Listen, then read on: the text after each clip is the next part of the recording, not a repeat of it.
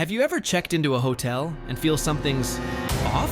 Not dirty sheets, not a broken lock, something deeper, like the building itself is hiding a secret. That's what happened when Ethan arrived at the Blackwood Hotel. On the surface, everything looked normal.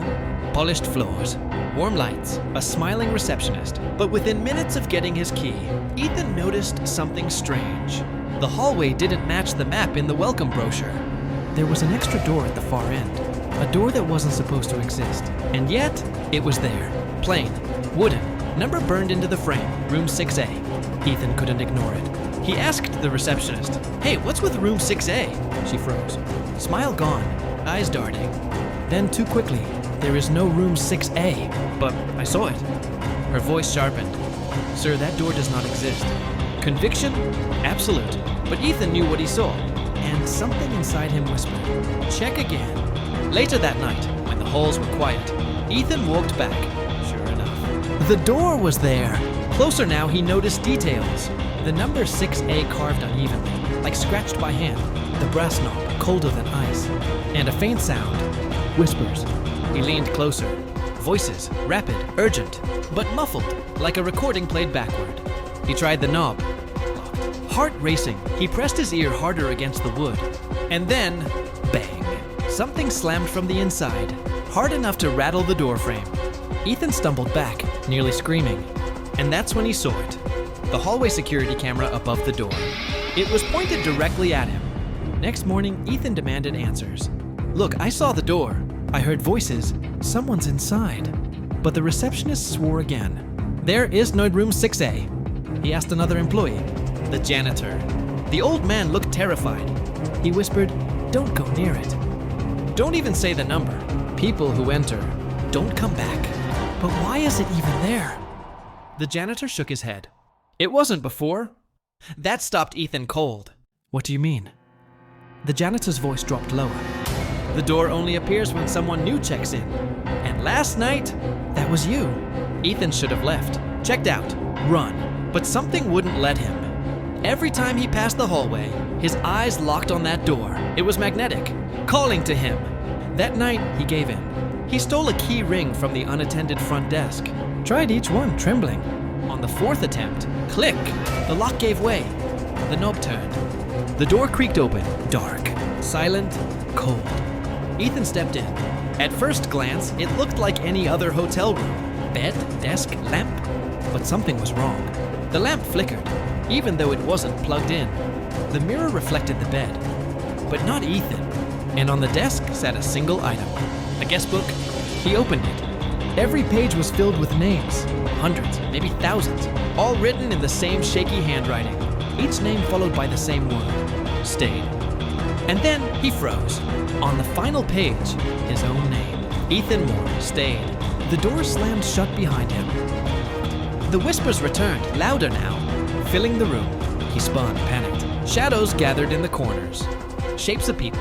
Their mouths moved in unison, repeating one phrase. "You were never meant to leave." Ethan clawed at the door, screamed for help. But the shadows surged forward, faces pale, eyes hollow, each one whispering his name. And then, the hotel phone on the nightstand rang. He picked it up with shaking hands. A voice on the line, calm, cold. "Welcome to your stay, Ethan. We've been waiting." Adrenaline hit. He hurled the phone, dashed to the window. Outside, nothing. Not the street, not the city. Just endless black, like the hotel was floating in a void. He grabbed the desk lamp, smashed the mirror. Behind it, another door. Smaller, metal, with a sliding latch. He ripped it open and crawled through. A narrow tunnel stretched ahead, damp, silent. He crawled, heart pounding, until he reached another opening. Pushed through, and fell back into the hotel hallway, right in front of room 6A. The door slowly creaked open by itself. Inside, he saw the guest book again, but this time the writing had changed. It no longer said stayed. It said escaped failed, and underneath a new line appeared. The pen is still moving, invisible handwriting as he watched. Attempt number 1. The shadows whispered louder, pressing closer from the room. Ethan realized this wasn't about staying. This was about being tested, and he had just failed the first round. The door slammed shut again, lock clicking into place. The whispers rose into screams, and then silence. On the nightstand, the phone rang again. He picked it up. This time, the voice said, "The part 2 begins now. Support us with your subscription. Subscribe to this channel." Ethan imagined what the phone said. "The part 2 begins now." His pulse thundered. Sweat slicked his palms. He thought the worst was over. But he was wrong. The true game had just begun. The voice on the phone spoke again. "You tried to escape. You failed. That was attempt number 1. Ethan stammered. "What do you want from me?" The voice chuckled. "Not what? How many?" The line went dead. Then the walls began to move. The room stretched wider, warping like melted plastic. The bed split into 2. The lamp into 2. The door into 2. And now, Ethan stood between 2 identical rooms, both beckoning, both whispering. One whispered his name. The other whispered, his mother's. Panic clawed at him. He knew it was a trap, but the voice in his head urged, choose. If he went left, the room whispered, Ethan, stay. If he went right, the room whispered, save her. He lunged right, straight into the darkness. The door slammed, and when he looked around, he wasn't in the hotel anymore. He stood in his childhood bedroom. Posters on the wall, the old desk, the crack in the ceiling. But something was off. The air smelled rotten. The photos on the dresser were burned out, faces scratched away. And on the bed, his mother. Or at least something that looked like her. She sat perfectly still, smiling wide. Too wide. Unnatural. Her voice was soft. Ethan, you shouldn't have come. He whispered, Mom? The smile widened further, splitting skin. Blood dripped down her chin. And then, her voice shifted. Deeper, male, wrong choice. Her body convulsed, limbs twisting, eyes blackening. Ethan stumbled back, straight into the closet door. It swung open. Inside, the hotel hallway. And at the far end, room 6A waited. Shaking, Ethan bolted through the hallway. But halfway there, he froze. On the wall hung a television screen, old static film. And on it, security footage of himself. Footage of him standing outside room 6A last night. Except this version was wrong. In the video, he opened the door calmly. No fear, no hesitation, as if he had done it 100 times before. The screen flickered again. Now it showed him inside the room, laughing, writing names into the guest book, one after another.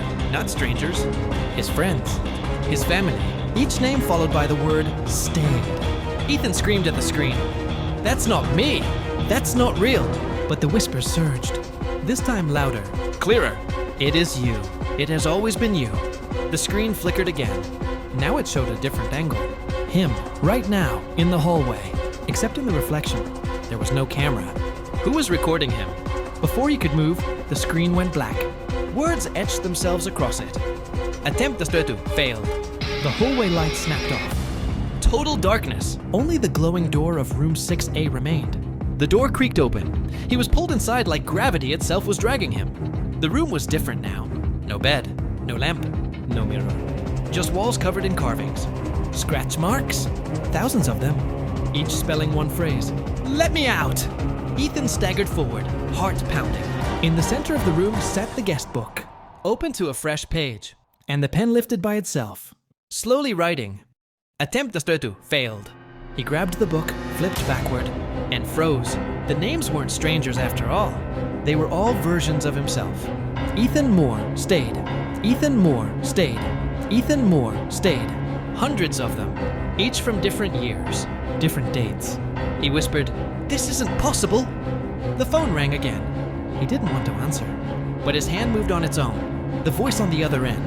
Now you see? You've been here before. You always come back. Ethan screamed, Why me? The voice laughed. Not you, all of you.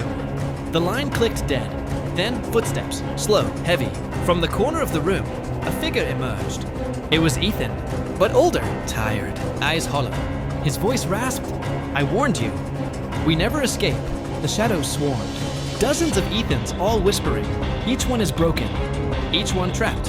They surrounded him, closing in. Desperate, Ethan lunged back at the mirror wall. Except this time, his reflection was there. But it wasn't copying him. It was smiling, mocking, and then it spoke. Part 3 begins when you take my place. The glass cracked. Hands reached out, grabbing his arms, pulling him in. He screamed, thrashing, but the reflection was stronger.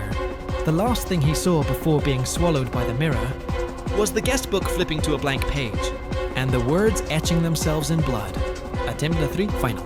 Darkness swallowed him whole. And when the world returned, he was no longer in the hotel. He was standing at the front desk. The receptionist smiled at him like nothing had happened. "Welcome to the Blackwood Hotel, Mr. Moore. Here's your room key." He looked down. The tag read, "Sike." The whispers rose again, and the phone behind the counter rang. The receptionist answered, listened, then smiled wider. The receptionist's words echoed in Ethan's skull. Part 3 begins now.